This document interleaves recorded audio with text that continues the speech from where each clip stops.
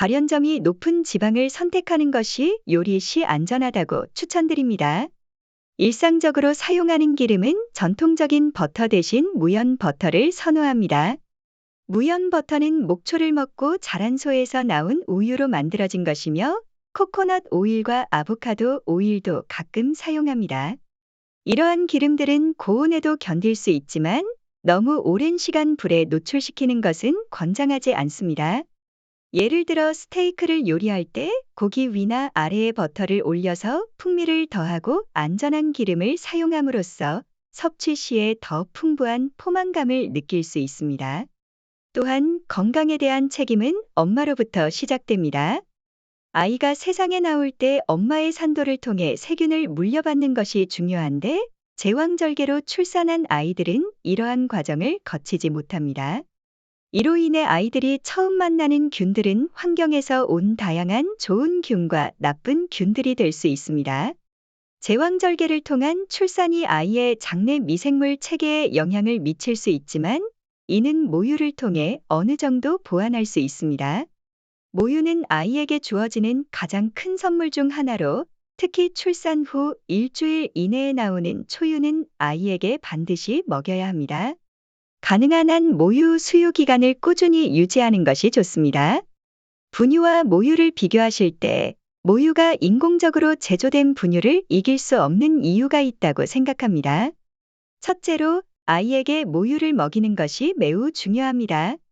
그리고 아이가 약 8개월 정도 되어 이유식을 시작할 때 요거트를 함께 섭취하도록 하시는 것이 좋습니다. 여기서 중요한 것은 불필요한 첨가물이 없는 순수한 균으로 발효된 요거트를 선택하는 것입니다. 저는 아이에게 주는 식품을 꾸준히 관리합니다. 특별한 것이 아니라 꾸준한 관리가 중요합니다. 저는 발효 요거트를 계속 준비하고 있고 아이에게 음료수 대신 과일 위주의 음료를 제공합니다. 우유의 경우 항생제를 사용하지 않은 소 혹은 목초를 먹고 자란 소에서 나온 우유를 선택합니다. 탄수화물 섭취에 있어서 주의해야 할 것은 설탕이나 과당과 같은 단순당입니다.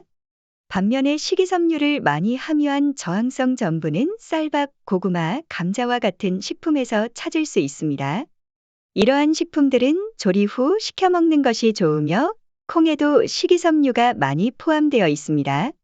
바나나의 경우 노랗게 익은 바나나가 단맛이 강하지만 어느 정도 익었을 때 초록색 띠가 나오는 바나나를 섭취하면 더 많은 식이섬유를 섭취할 수 있습니다. 자막에 관한 부분에서는 많은 분들이 이제 식사 시 쌀밥을 고슬고슬하게 지은 후 실온에서 식혀 드시는 것을 추천드립니다. 즉시 먹지 말고 식힌 다음에 드시는 것이 좋습니다. 우리가 평소에 따뜻한 쌀밥을 주식으로 많이 섭취하고 있지만 약간 식히면 앞서 언급한 저항성 전분의 함량이 높아져서 쌀을 먹을 때 식이섬유의 섭취를 늘릴 수 있습니다. 저항성 전분이 많은 상태로 섭취하면 소화 과정에서 장내 미생물에게 유익한 영향을 미칩니다.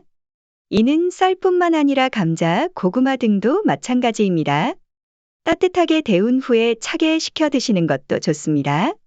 또한 콩류에도 저항성 전분이 많이 함유되어 있어 두부나 청국장과 같은 콩 제품을 섭취하는 것도 매우 효과적입니다. 평소에 식사 중 쌀밥을 지었는데 식사 시간이 지나 쌀밥이 식은 경우에는 찬밥을 드시는 것이 도움이 됩니다. 예전에는 찬밥을 먹지 말라고 했지만 연구 결과 따뜻했던 쌀밥이나 탄수화물이 많은 고구마, 감자와 같은 식품들이 식을수록 저항성 전분의 수치가 높아진다는 것이 밝혀졌습니다. 따라서 이런 식품들을 적절히 식힌 후 섭취하는 것이 장 건강에 이로운 영향을 줄 수 있습니다. 식이섬유가 함유된 식품을 섭취하는 것이 왜 중요한지에 대한 질문에 대해 식이섬유는 장내 미생물에게 필수적인 영양소입니다. 첫 번째로 식이섬유 섭취는 우리 몸에서 단sve지방산을 생성하는 데 중요한 역할을 합니다. 이 단sve지방산은 장내 미생물의 건강에 도움을 주며 몸 전반에 긍정적인 영향을 미칩니다.